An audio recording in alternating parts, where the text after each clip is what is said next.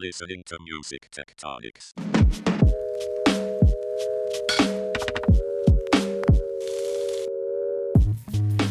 Hey everybody, and welcome back to Music Tectonics, the podcast that goes beneath the surface of music and tech. I'm your host, Tristra Jaeger, Chief Strategy Officer at Rock Paper Scissors, the agency specializing in PR and marketing for music innovators. This episode, we're going to get real about so-called deepfakes and faux drakes, and we're going to get serious about the so-called clones out there.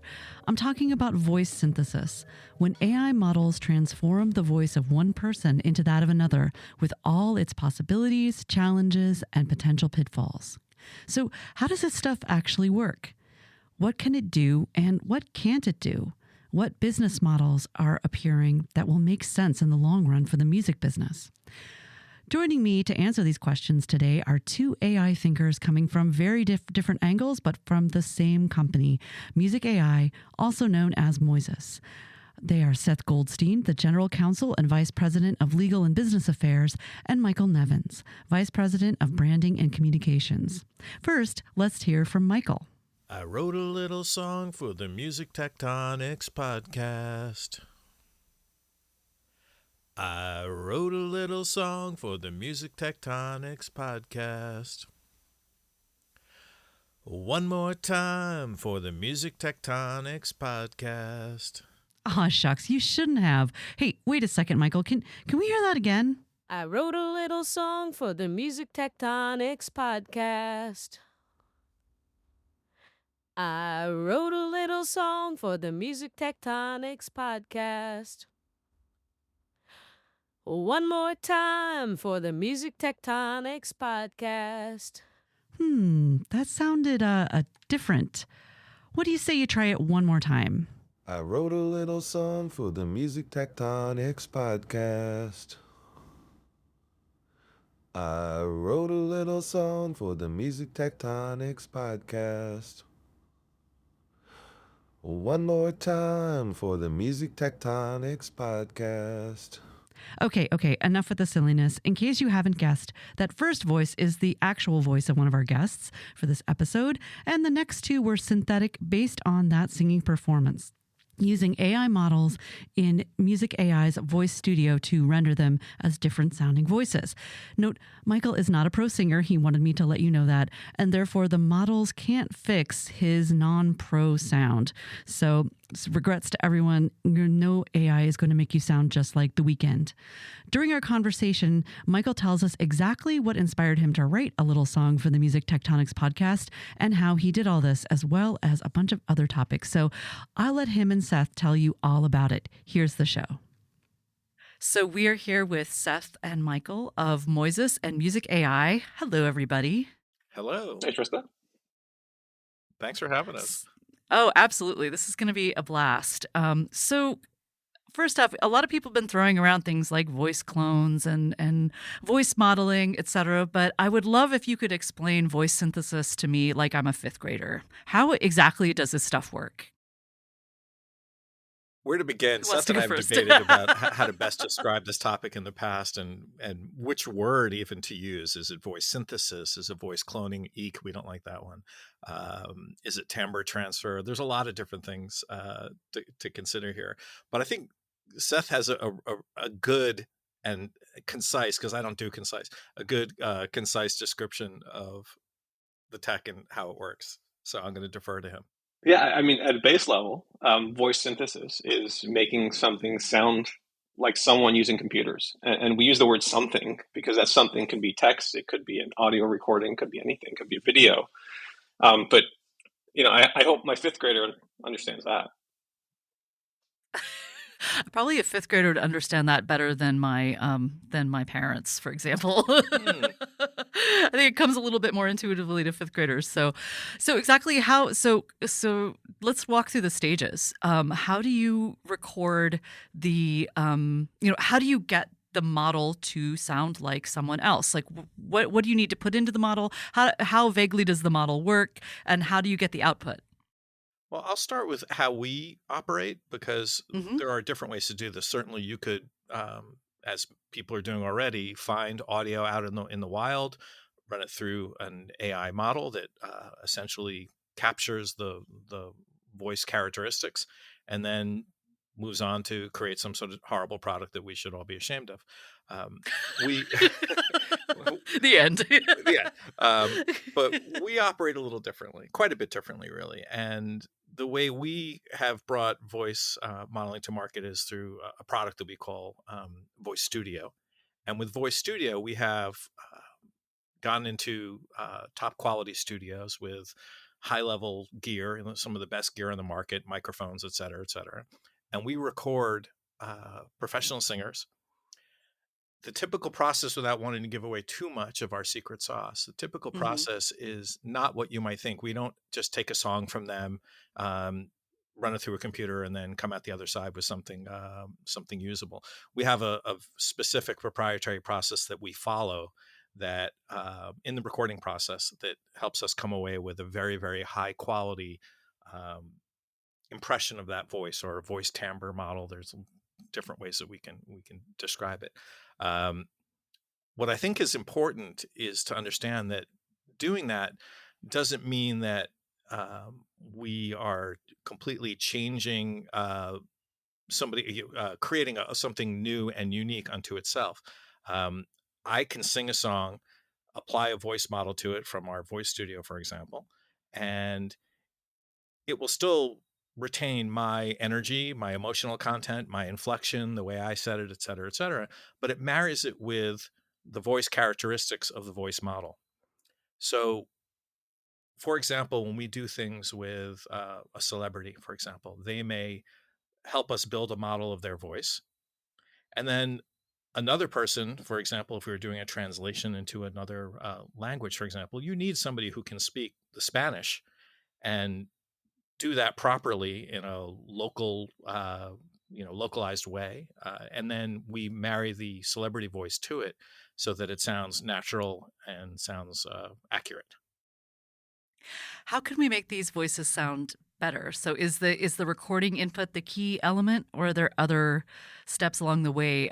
How do we judge quality when it comes to voice synthesis, whether we're talking spoken word or song text? Well, I think there's a few different ways that you can improve the quality. Right? You can create a voice model using any audio, but to get the best quality on the voice model, you need to be training it with a clean vocal, as many hours of speech as you can to really get the timbre of that person you're trying to create a model of. It's also based on the underlying model that you're using. Some are better than others. We like to think ours is amazing, but it's really the quality in, and you get quality out. Right, and the algorithms used, ultimately the AI models that are used to do the work are constantly improving. So that's true for everybody in the industry. We put particular time and effort into making sure that happens all the time. So part of it is not only the work you do in the capture of a voice, but it's the improvement of your model over time. And there's also the quality of the underlying performance, right? So what you map the model onto. We were just talking about this a bit before we hit the big red record button, Michael. So if you are if you're not the best singer in the world, the voice model can only do so much, right? Like you have to have a good performance in order to have the voice model give you a good output. I think she just said that I'm not a very good singer, but you sounded fine. You sounded fine. Good. Well, thank you. I'm not fishing for compliments, but I will be honest. I'm not a great singer. I'm a better drummer than singer, but I do sing sometimes. And I did, record some audio for Tristra that she can share later, and perhaps we can add it to the program. But in that, while I was able to marry it with better voice models and people who have better sounding underlying voices than I do, if you will, it still retains all of my problems. My pitch isn't great, and my inflection could be better, and it's very authentic, though. You sang from the heart, though. That's what really matters. Yes, yeah, it's true. Some people might love it, but it does. To do this really, really well. For example, I think everybody at this point who might be listening to this is probably aware of the fake Drake project. I don't know what else to call it. The fake Drake incident. And in a situation like that, where somebody's doing this kind of work to take a voice model and try to sound like Drake, they may have captured a voice model of Drake. This is not something we had anything to do with. Let me be clear about that. You still need to try to sing like Drake. You still need to imitate Drake really well for it to work well. So it depends on humans to be very good at this. So in a more positive context, when you're doing this for localization, translation and localization, or trying even just to use it in the context of producing a new music product, the underlying singer needs to be able to sing. And needs to, needs to be able to understand pitch and timing and everything else to make it work. And this is, this is one of the incorrect assumptions that a lot of people make, and why voice cloning has become such a dirty word over the last few months. I think everyone who's heard "Heart on My Sleeve" by Ghostwriter thinks Ghostwriter typed in some words and out, and he put it through Drake's voice model, and out came Drake. That's not the case at all. Ghostwriter or some other singer created a sound recording of them doing their best Drake impression. His flow, the way he speaks, his accent, the way the words he uses. And they took that sound recording and then put it through a voice model, which applied Drake's timbre to that sound recording. And out you get Drake's timbre, the way he speaks, the way he sings, the way he raps, his flow and everything. So there's a lot that needs to go into it to really create an imitation of someone. And that's why I think we think voice cloning has become a really dirty word because of that, because that's everyone's first introduction to this technology. Yeah, that's such an important point that that you both have made, that without the underlying performance from a human, the voice model can only do so much. So if I were to sing like Robert Goulet and then, I don't know, add you use a voice model that was like The Weeknd, it would not sound like either singer in certain ways. It's kind of an interesting creative gap there. Right. The tech will get there. Tech's getting better every day, but the tech is not there yet. The tech is not there where you can just type in some words and out comes Drake and it sounds exactly like Drake. But clearly there's some, I think in any, when new technology is applied to any art form, I'll stick with music in this example, there's often a little bit of hysteria in the beginning about, oh my God, what could this mean? And I think that's fair in this case. I think Ghostwriter and fake Drake is, the kind of thing that people should be concerned about, and the industry certainly should be concerned about. So I don't mean to minimize that, but I think in the beginning we tend to focus on the, oh no, what does this mean? As opposed to, oh wow, what could this enable? What are the positive possibilities of something like this? And so I imagine we'll touch on some of that today. Yeah. So we've talked a bit about music so far and singing, but there are other ways you can use synthetic voices. What are some creative ways you guys have heard about these voices being used? Again, people tend to focus a little bit on the doom and gloom. That's a little easier to grasp right now. But there's some other really cool, exciting, inspiring ways to use it. Let's talk about that. I can jump in here, please. So, yeah. I'm trying not to talk too much. It's something I do. I tend to. It is a podcast interview, so talking too much is part of the game. Two other very smart people on this call, so I don't want to. Well, at least one. I don't want to be that guy. But Tristra, at least we have, I'm the pessimist in the room. Michael's the thank optimist. goodness. So anytime you want some optimism, go to Michael. We'll get to you. We're going to get to you soon, Seth, when we talk about the legal and business implications, because that's where the pessimism is really going to come in. But Michael, tell me. Certainly, there's a joke about an optimist and a pessimist, a marketer and a lawyer walking into a bar together. We get along well, which is good. One of the interesting things for me when I first joined the company was to learn about what's happening.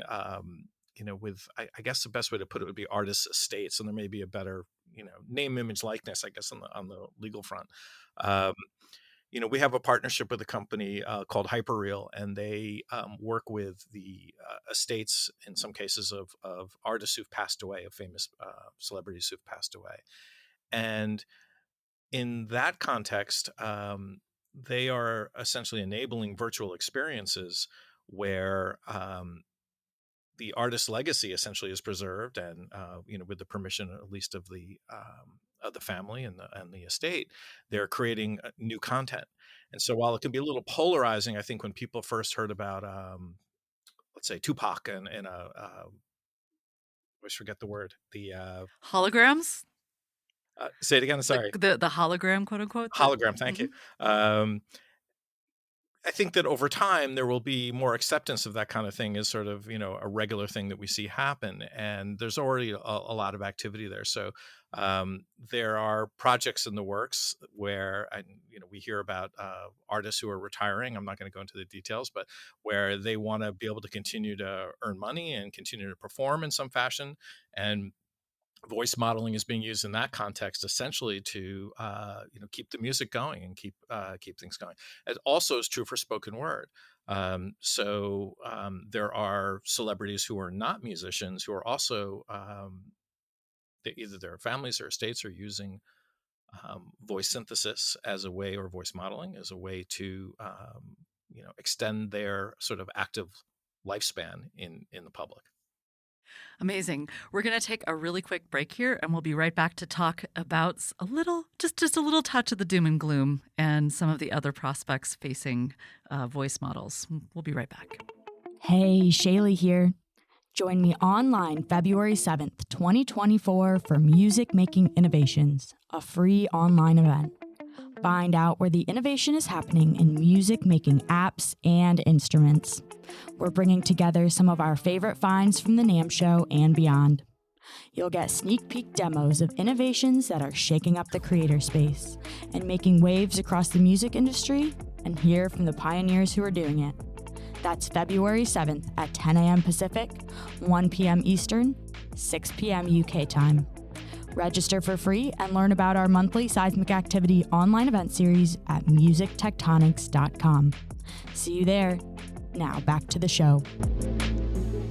Okay, we're back. And now we get into, I gotta say, I love the creative stuff. That's really fun. But I also kind of love the nitty gritty of how all this will affect business.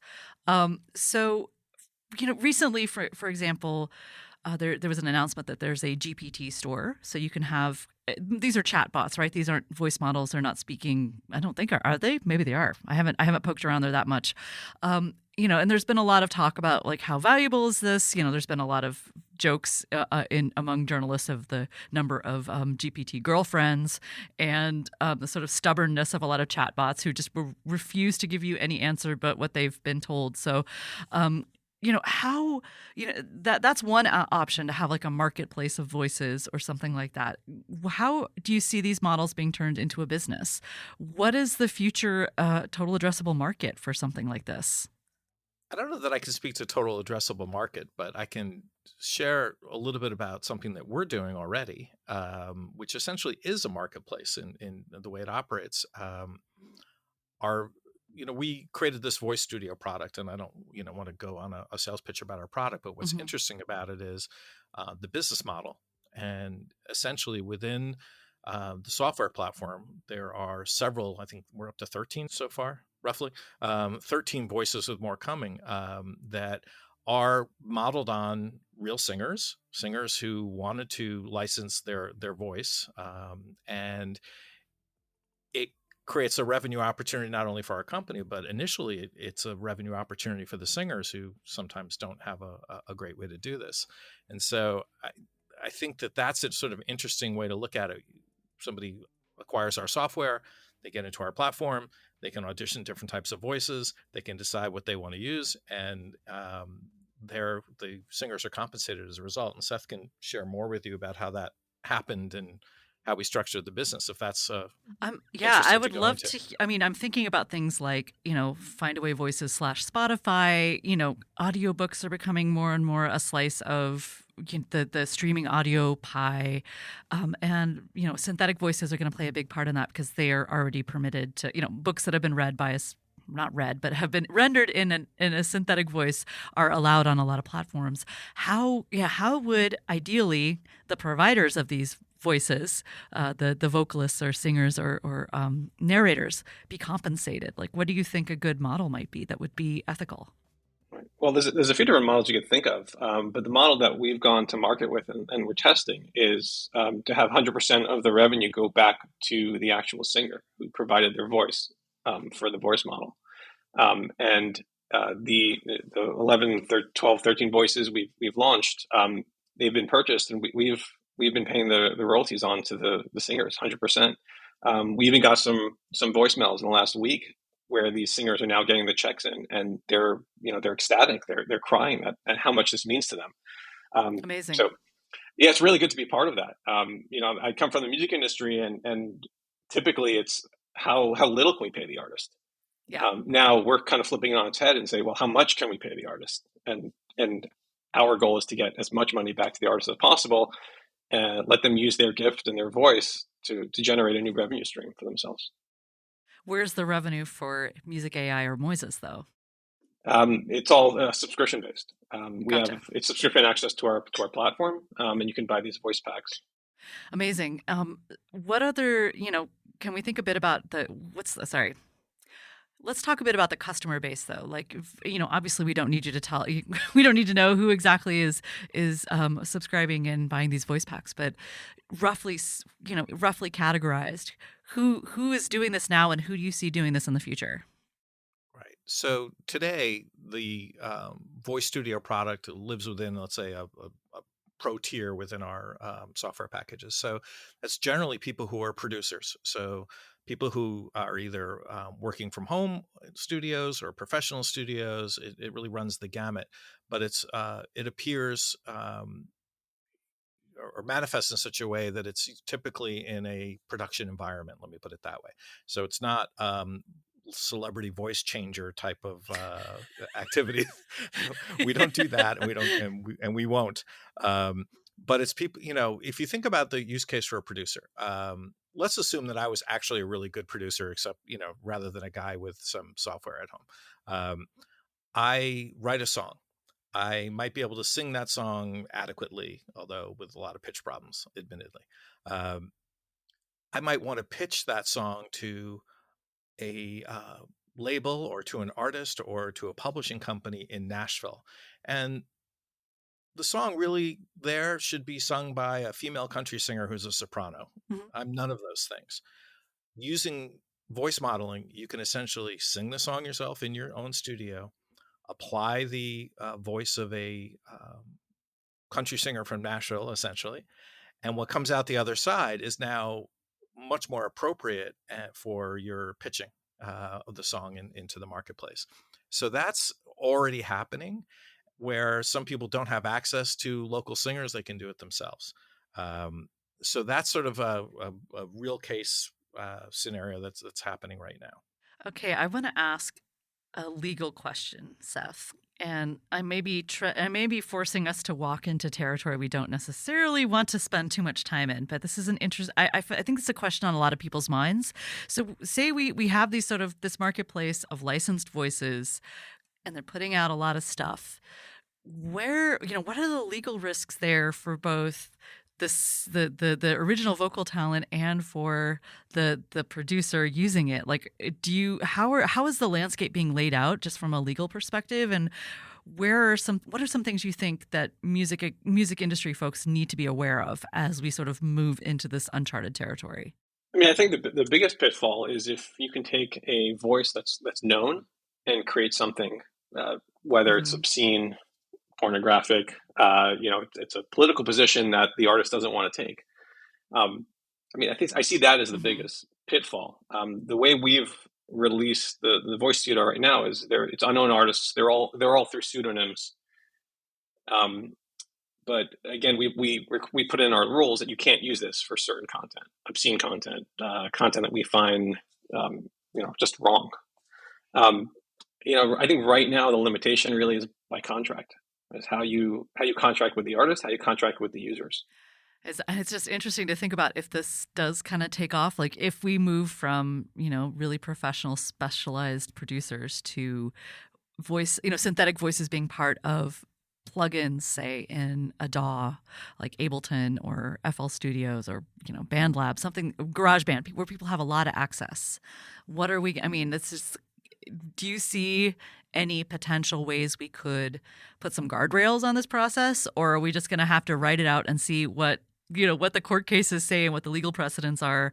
How do you foresee this unfolding? Firstly, contractually, we can always put the guardrails in by contract, but as we all know, contracts sit in a drawer until something goes wrong. Yeah. The guardrails we can put in place is we actually have technology that we're able to identify synthetic voices in an audio recording. The next step is to be able to add technology on top of that where you can identify which artist or which voice model was used to create that. So you can always track it back. Mm-hmm.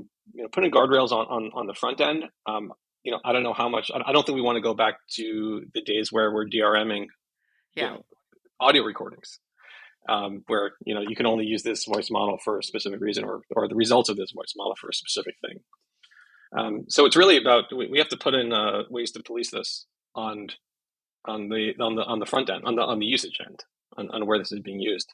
As far as legally. Outside the U.S., there's some really strong rights of publicity laws in place. Inside the U.S., it's not so clear. In the U.S., rights of publicity is on a state-by-state basis. There's some case law covering it, but there's no federal right of publicity in the U.S. currently. Mm-hmm. Like I said, outside the U.S., you can easily, not easily, but it's easier to prevent someone from using your voice in a way that you don't authorize. In the U.S., it's a little bit more difficult currently. Wow. Okay. Good times. Yeah, and this is not something new. This has been happening for a while. Like in the 80s, even way before we were able to create synthetic voices. There was Bette Midler is one example. Ford used a sound-alike to sing a jingle for one of their car commercials, and they actually hired a Bette Midler backup singer, and they told her to sound like Bette Midler. Wow. That's it's important to remember those historical examples because I think they're not really in the conversation right now. No, and ultimately it went to court, and Bette Midler won. She won damages for that. But sound-alikes there is a big chunk of the catalog out there on whether it's Apple or Spotify or any music service that are sound-alikes. Wow, and has there been any? In reference to things like people I guess that's completely legal, right? Because of the blanket license, you can just go and record a song that's been released before and put it out. And if you happen to sound exactly like it and you put things in right, you'll come up top of search and people will play your version rather than the original artists. Right. Yeah, the search results is actually a big thing with DSPs. Yeah. And obviously the record labels want the original versions to come to the top as opposed to the sound-alikes. Interesting. And it's just going to get more complicated now with voice clones. If you're like a really talented cover artist, like you were saying, Michael, you have to have the right intonation. You have to sound similar enough to the artist that you'd like to use the synthetic voice of. Oh my gosh, this is gonna get crazy. Yeah. It may. It may not. Like, okay, optimist. Like, give us another take. How could it get less crazy or remain somewhat sane and grounded? Let me try to be realist as opposed to optimist or pessimist. I was working in studios in the 80s when drum machines were first becoming, popular within studios. Lindrum was like a thing suddenly, and in that particular, and also, synthesizers were already pretty well established, but samplers were also becoming pretty common. And when at those times when drum machines came in, all the drummers freaked out and thought they were going to never work again. Didn't happen. Some drummers learned to program Lindrum and worked a lot. Different styles of music evolved, and in some ways, if you think about it in a historical context, it probably created more than it harmed. Let me put it that way. It created opportunities. It may have shifted them into other places. At the same time, sequencing came along. Wow, is this going to change how things work? Sampling. Well, if we're sampling a horn player, does a horn player not get hired for that session? Those things were legitimate concerns that people had. And certainly from unions were trying to ensure that, musicians wouldn't be put out of work and that kind of thing. And so certainly some of that stuff has harmed some people in some cases, but the music industry did not fall apart. The television industry didn't fall apart. The jingle business, as we called it in those days, did not fall apart as a result. They shifted. And, home studios also were proliferating in the 80s. And suddenly you didn't have to go to a giant studio. Did it hurt the studio industry? Yeah. But it also opened it up to many people who otherwise wouldn't have been able to participate in music for advertising. And so I take a long view on this. And while I don't want to leave too much room for, I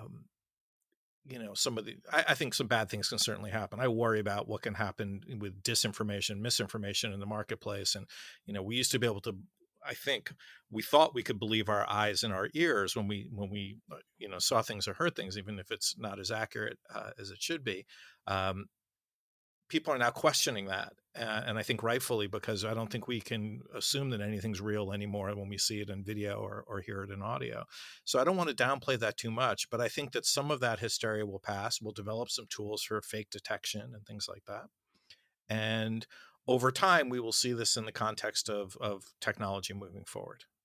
Sorry if that was a long speech. No, that's actually, it's great. I'm also very curious what you guys think of, when, for instance, if you look at some of the early computer generated imagery used in movies, for example, I'm old enough to remember like seeing them and going like, oh my gosh, that's so amazing, and you look at it now, you're like, oh, it looks like crap, So there's this sort of developing and developing sensitivity to certain artifacts or elements in a computer generated image or sound, it's very, very difficult to fool someone who's really good at, when it comes to like strings versus like synth strings versus like, live recorded strings, Sure. And maybe there'll be more and more convergence in that area. So I'm not ruling out that that's not possible, but I'm wondering, will our perception catch up with technology? Like, will my kids and grandkids get really good at detecting AI artifacts? I'm just curious what you think about that. I tend to take the pessimistic view on that. I think as technology gets better, they'll be less likely to detect artifacts of AI processing. Interesting. Yeah. My hope is that this technology is using in combination with human artistry and human creation, and enhances that as opposed to completely replace it. I was talking to my kids last week, and I was asking them, when you listen to music, do you listen to music because you like the artist, or do you listen to music because you like the song and you don't even think twice about the artist? Unfortunately, they told me, I just listen to it because I like the song. I don't really focus on the artist that much. Obviously, Taylor Swift, set her aside because she holds a special place in our home. But I'm foreseeing the future. I can see that. I can see the creation of a wholly synthetic pop star. Mm-hmm. Whether it's the audio, it's the visuals, it's everything, and create a whole career for this synthetic pop star. Can go do hologram concerts. So I hope we don't see that future, because I hope there is human artistry attached to it. But I'm dubious. Are we going to see a hard fork? I mean, there's going to be people who are like, who are kind of taking the Amish path, and you're like, I want music that's made by a string vibrating with somebody in a room, and it won't necessarily be like, okay, boomer. I mean, there's young people who also feel this way, and then there's going to be people who are like, yeah, I'm totally cool with this, totally fantastic. And honestly, I hope it's no longer just like skinny young women. Like, let's get weird. Let's like have like crazy, strange beings that are completely fantastic, and maybe some some cuties that we can just like most celebrities today, but like, let's get really, really wild with this, people, if we're going to imagine other creatures. Anyway, that aside, what do you think?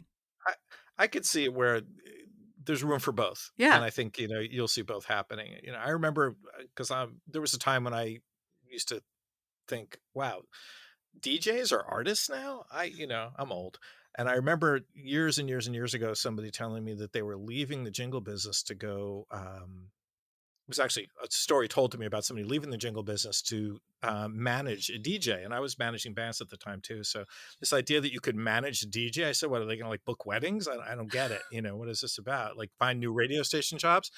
And it didn't take long for me to then find out that this DJ was named Moby.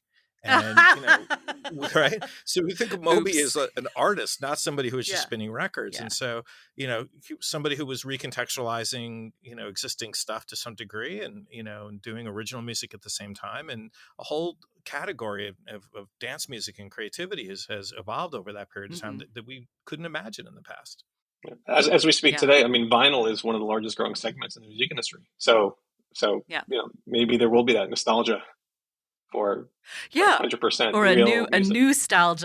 a nostalgia where people are like, I want to feel the vibes because the vibes will set me free or whatever. All sorts of crazy human thought can come up around ordinary experiences that make them, transform them. Anyway, cool. We've gotten way off track, but in the best of ways. And now we're going to take a quick break before we zig back to synthetic voices and their future. What's up, beautiful listeners? Now I have a question for you. What do you want to hear next? Let me know at musictectonics.com/podcast. Click the big pink button to fill out a quick survey.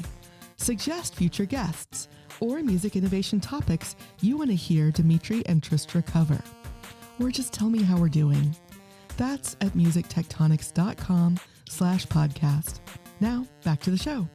Okay, we're back. So I want to talk about two things that we haven't quite gotten to. And that is one of the most interesting, I think, non-musical applications of synthetic voices. And we've talked a bit about this, is taking someone who is speaking one language and rendering their voice in all its beauty and glory and recognizability in another language. And I would love to see some experiments to see how far you could push this. Like if someone is, a Dutch speaker, can they speak Vietnamese? Like how are there gaps? Like are there language like things that just make, when you have a beautiful tonal language like Punjabi, but then you have something like Finnish where the intonation just goes down, down, down, down, down, down, down in a sentence. Like what happens? Anyway, that's probably some speculation for another podcast. But tell me a bit about regionalization and the role of synthetic voices and how you see this playing out in the next couple of years. Okay, I can start on that one. I think you asked a question about different types of languages, which is interesting. Models will improve, training will get better over time. All of these things will improve. So without going into the details, so I can't speak to Punjabi versus Dutch or anything else. I know it comes up. It doesn't come up every day when the Punjabi to Finnish language model question. And it's true.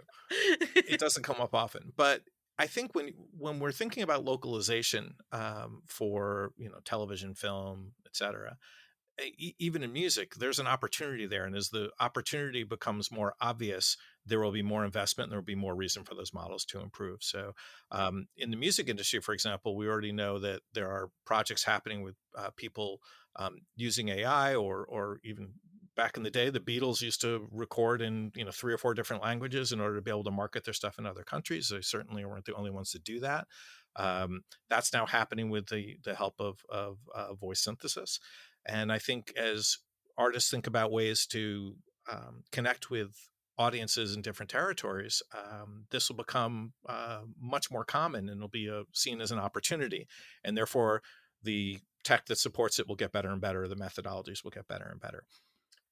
Television and film, we're already doing projects. We have a project with Shaquille O'Neal that we did for Papa John's Pizza, and it's for the shakaroni pizza. I think shakaroni is an English word, and certainly not Punjabi as far as I could tell. But in any case, the TV commercial was recorded with Shaq speaking English for the most part. He does speak a little Spanish in this commercial, but it's largely recorded in English. And they wanted to localize it for markets all around the world. And rather than just putting titles on the screen, subtitles in the local languages, they used our voice modeling tech. Essentially, we created a voice model of Shaq with his approval and his involvement. And then that was essentially married with recordings done by local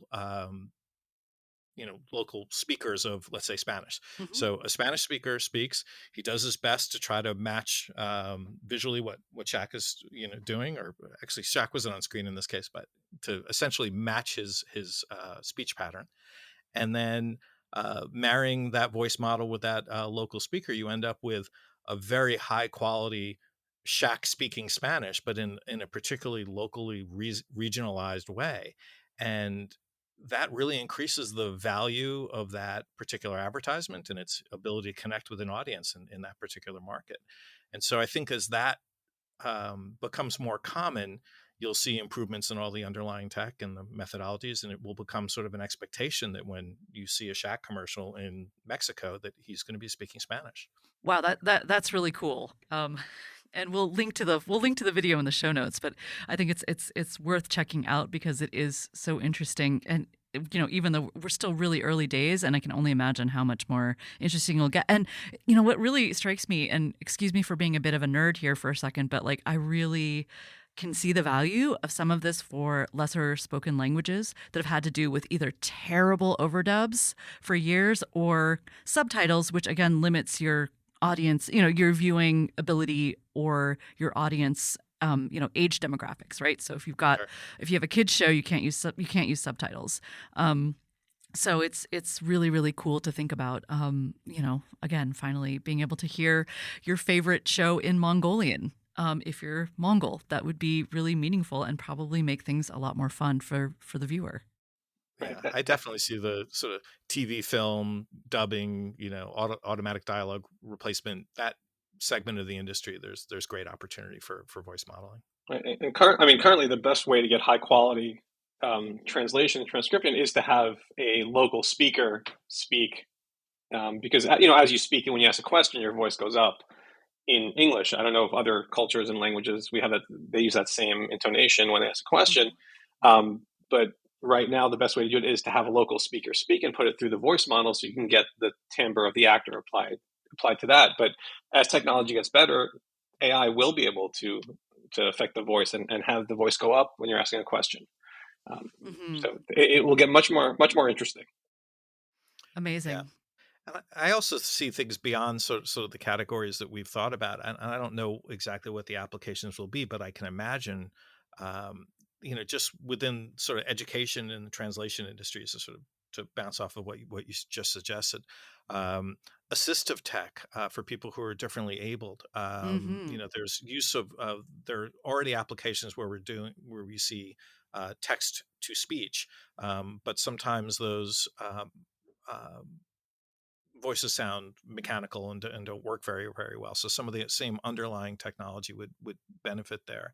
And then you think about things like IVR systems, interactive voice response. So call centers, customer service applications. Think about having a voice that sounds local. I'm calling from down south, and I get somebody with a southern accent answering the phone, even though the phone's being picked up in the Northwest somewhere. Yeah, just spinning an idea. Yeah, or we all learn that you can yell your language of preference into the phone early on, and it's like, oh, okay, you want to speak in Spanish, or oh, see, you want to speak in Ukrainian, and it'll respond in the language that you are most fluent in, and therefore make your experience way smoother and less nerve-wracking. That sounds interesting. All right. So if I were to build, here's a tough one. It's like a stumper round here. If I am a startup or a company that would like to incorporate synthetic voices into my existing product or product I'm developing, how do you see sort of creating the right model? So that besides, hiring y'all, but in general terms, how do I create this so that my to sort of guard myself against some of the challenges and dangers, honestly, of synthetic voices, and make sure that my product has the best possible chance of doing well and not facing legal challenges or other sort of PR disasters. What do you guys think? What should I think keep just in asked mind? us for a complete business plan. I'm not sure. There's some legal advice built in. You can bill me. It's a good challenge. I mean, I will have to be a little bit self-promotional. We built a back-end platform, Music.AI. You can go there now. You can explore our models. You can, build products essentially on our platform and create APIs to use within your own project. So that infrastructure exists. And I would say that creating AI models from the ground up and creating the infrastructure to run AI models is probably prohibitive for a lot of companies when they're in the concept stage, proof of concept stage. So you should come to Music.AI and then mess around a little first. I won't just hand out Seth's email or anything like that. Cut a deal with Seth right away, and everything's fine. Maybe we can have Shaq say it in at the end of at the end of the podcast episode. But that there is that. In terms of but those are tools, and so that doesn't cover sort of I think maybe 2/3 of your question, which I'd rather let Seth attempt. Yeah, it was kind of aimed towards you, Seth, and I'm sorry to make you answer a question about future legal landscape kind of stuff. But if you were to advise someone in a very general way, what advice would you give them about protecting themselves and their business from, legal challenges or troubles ahead? Right. So a lot of people in the industry are now speaking about the 3 C's when it comes to voice synthesis: consent, control, and compensation. I think just to start on the consent side. Get as many as broad of a rights grant as you can from the artist you're using. If you are using an artist, if you are using a voice actor to create your model, get as much authorization, as many rights, as broad of rights as possible.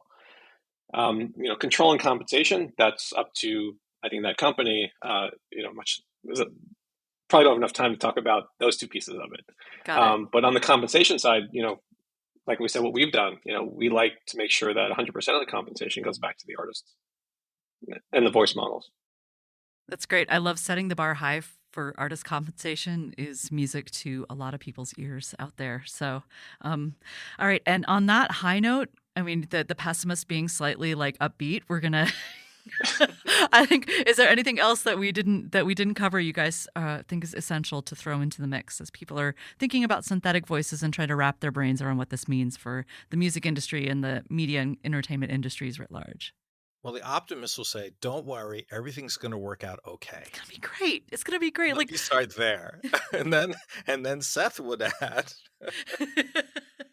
You're going to hear Harry Styles sing in Thai. It's going to be so beautiful. You won't care about all the other stuff, right? Right. Well, I mean, a lot of artists actually are doing that. In Asia right now for years. If you had a song, K-pop song released, they'll take that same song, translate it into the Japanese, and now release it as a J-pop song, and just rinse and repeat as you go through all of Asia. And that means more money back to the songwriters, more money back to the record labels, more money back to the artists. And now, so using AI now, you can do it faster, easier, cheaper. So hopefully this will generate more money back to the creatives. I mean, that's the hope. That was very optimistic, Seth. And I agree. Are you okay? I don't mean overly optimistic. I think, nicely optimistic. I do think that there's more opportunity than threat here. I really do. And that's one of the things when I talk to people about AI who are creatives or who are, concerned, just people at large about where things are going. There's a lot of consternation, in some cases hysteria, about what this could all mean. But I tend to, want to, again, I'm an optimist, but I want to look at the opportunities that are being created out there, and some that we haven't even imagined yet. I maybe I'm being Pollyanna, but I think there's some very, very exciting things to come that are going to create value for people, for companies, artists, for sure. Awesome. Okay, that's great. I love it. All right, I'm going to press stop. Let it do its little thingy here. Oh, come on, you dumbass. Sorry, I'm not talking to you. That was not addressed to either of you. It's our stupid platform is like...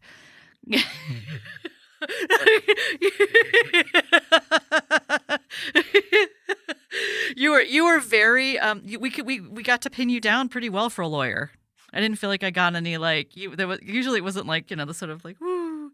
Well, yeah.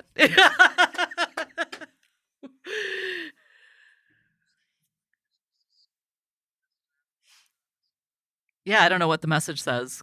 It says, that's great. No, that's what you need. You did. You don't need to create an account, and you don't. But your files have uploaded, so the cloud has captured your fantastic thoughts. I'm gonna press stop here. Thanks for listening to Music Tectonics. If you like what you hear, please subscribe on your favorite podcast app. We have new episodes for you every week. Did you know we do free monthly online events that you, our lovely podcast listeners, can join? Find out more at musictectonics.com. And while you're there, look for the latest about our annual conference and sign up for our newsletter to get updates. Everything we do explores the seismic shifts that shake up music and technology, the way the Earth's tectonic plates cause quakes and make mountains. Connect with Music Tectonics on Twitter, Instagram, and LinkedIn. That's my favorite platform. Connect with me, Dimitri Vitsa, if you can spell it. We'll be back again next week, if not sooner.